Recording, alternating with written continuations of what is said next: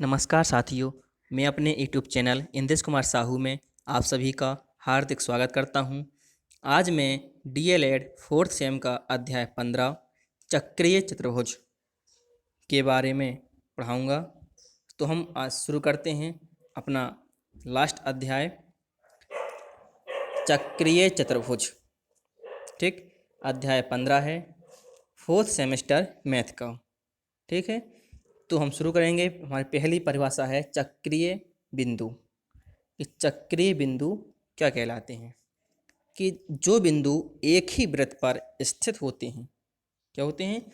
एक ही वृत्त पर स्थित होते हैं, चक्रीय बिंदु कहलाते हैं। ठीक है, कि जो बिंदु एक ही वृत्त पर स्थित होते हैं उन्हें चक्रीय बिंदु कहते हैं।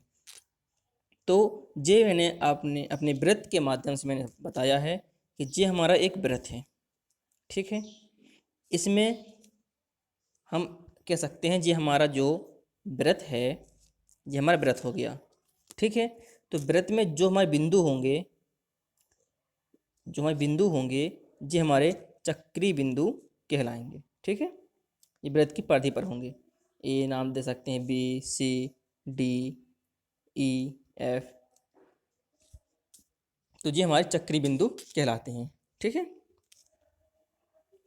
अब हम चलेंगे अपने नेक्स्ट में। परिभाषा है कि चक्रीय चतुर्भुज क्या? चक्रीय चतुर्भुज क्या है? कि यदि चतुर्भुज के चारों शीर्ष, क्या? चतुर्भुज के चारों शीर्ष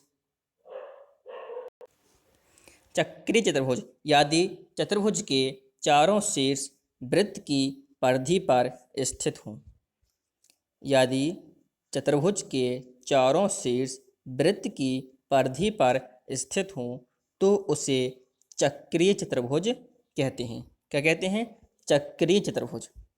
ठीक है, यदि चतुर्भुज तो हम जानते हैं, मैंने आपको बताया था कि चतुर्भुज क्या होता है। ये हमारा चतुर्भुज है। ठीक है, कि चार सरल रेखाओं से घिरी हुई आकृति को चतुर्भुज कहते हैं।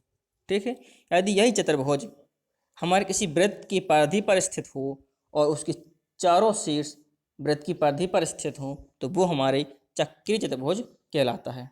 ठीक है, ये हमारा चित्र बना हुआ है, आप इस चित्र के माध्यम से समझ सकते हैं। ठीक है, ये हमारा वृत्त है, ये पूरा हमारा वृत्त दिया गया है। ठीक है, वृत्त की परिधि पर हमारे ABCD एक चतुर्भुज है जो इसकी परिधि पर स्थित है, तो इसे हम कहेंगे चक्रीय चतुर्भुज। ठीक है, क्या कहेंगे? चक्रीय चतुर्भुज। जैसे हमारा एक वृत्त हुआ और वृत्त के अंदर ये हमारा क्या हो गया? चतुर्भुज हो गया। ठीक है, तो इसे हम क्या कहेंगे? चक्रीय चतुर्भुज कहेंगे। इसे हम क्या कहेंगे? चक्रीय चतुर्भुज। नाम दे दें, नाम हम दे देंगे ABCD। तो ये हमारा चक्रीय चतुर्भुज कहलाएगा। क्या कहलाएगा? चक्रीय चतुर्भुज कहलाएगा। ठीक है, मैं आशा करता हूँ कि आपको चक्रीय बिंदु और चक्रीय चतुर्भुज आपको समझ में आए होंगे। यदि आपको दो परिभाषाएं समझ में आई हैं तो मेरे वीडियो को लाइक और चैनल को सब्सक्राइब जरूर करें। अब हम चलेंगे नेक्स्ट पॉइंट पर। नेक्स्ट पॉइंट हमारा है, नोट के माध्यम से मैंने आपको बताया है कि चक्रीय चतुर्भुज के सम्मुख कोणों का योग 180 अंश होता है। सम्मुख कोण क्या होते हैं? अब सम्मुख कोण आप सब समझ लीजिए। सम्मुख कोण होते हैं आमने सामने के कोण। जैसे हमारे ये वृत्त हुए और वृत्त जी हमारा चक्रीय चतुर्भुज हो गया। ठीक है, तो इसके सम्मुख कोण क्या कहलाएंगे? जैसे हमारे कोण नाम दे दिया ABCD। तो ए के सामने कौन सा कोण है? C कोण है, और बी के सामने D कोण है। ठीक है, तो सम्मुख कोण A + C का योगफल कितना होगा? 180 होगा, और कोण B + कोण D बराबर 180। जब सम्मुख कोणों का योग 180 अंश होता है। ठीक है, अब हम चलेंगे अपने सवाल की ओर कि हमारे सवाल इसमें किस प्रकार से पूछे जाते हैं। ठीक है, यदि किसी चतुर्भुज में ABCD वृत्त के अंदर बना है, ठीक है। यदि कोण ए बराबर 75 अंश तथा कोण बी 60 अंश है तो कोण सी तथा कोण डी का मान ज्ञात कीजिए। इसमें कोण ए और कोण बी का मान हमें मालूम है और हमें कोण सी और कोण डी का मान ज्ञात करना है। ठीक है, तो अपन देखेंगे इस चित्र में कि कोण ए के सामने कोण सी है, कोण बी के सामने कोण डी है। तो हमने आपको अभी बताया था कि चक्रीय चतुर्भुज के सम्मुख कोणों का योग 180 अंश होता है। तो हमने आपके सामने लिखा भी है कि चक्रीय चतुर्भुज के सम्मुख कोणों का योग 180 अंश होता है। ठीक है, तो कोण ए प्लस कोण सी बराबर 180 अंश। कोण ए हमें मालूम था कि कोण ए दिया गया था कितना, 75 अंश। तो हम लिखेंगे 75 अंश प्लस कोण सी बराबर 180। अब हमें कोण सी का मान ज्ञात करना है। कोण सी का मान तो हम 75 का क्या करेंगे, पक्षांतर कर देंगे।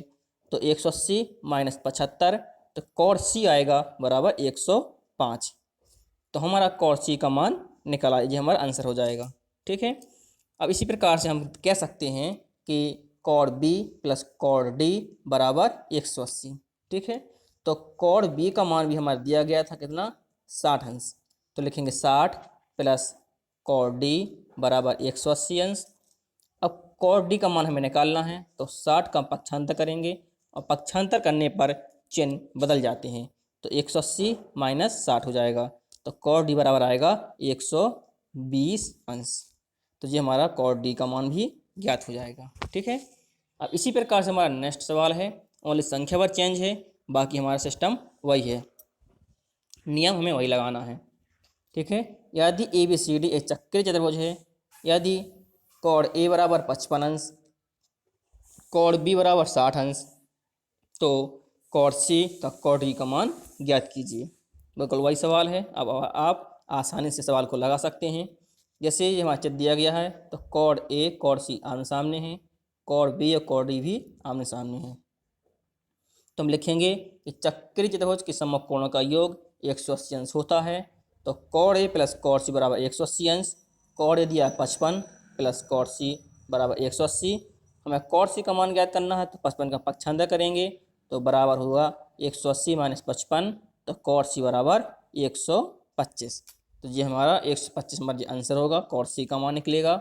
इसी प्रकार से हम कोण डी का मान भी निकाल सकते हैं। तो कोण डी का मान आएगा 120 अंश। ठीक है, तो हमारे चक्रीय चतुर्भुज के संबंधित कुछ सवाल थे जो इस प्रकार से परीक्षा में पूछे जाते हैं। तो मैं आशा करता हूँ कि आपको हमारी वीडियो पसंद आई होगी। यदि आपको हमारी वीडियो पसंद आती है तो हमारी वीडियो को लाइक और चैनल को सब्सक्राइब जरूर करें। मैंने आपको इस वीडियो में अध्याय 15 बताया था, जो 4th सेमेस्टर का लास्ट चैप्टर था। इसके बाद हमारा 4th सेमेस्टर की मैथ यहाँ पर समाप्त होती है। कल मैं अपने वीडियो के माध्यम से कुछ इम्पोर्टेंट जो परीक्षा से संबंधित जो बहुविकल्पी प्रश्न होंगे मैं आपके सामने प्रस्तुत करूँगा।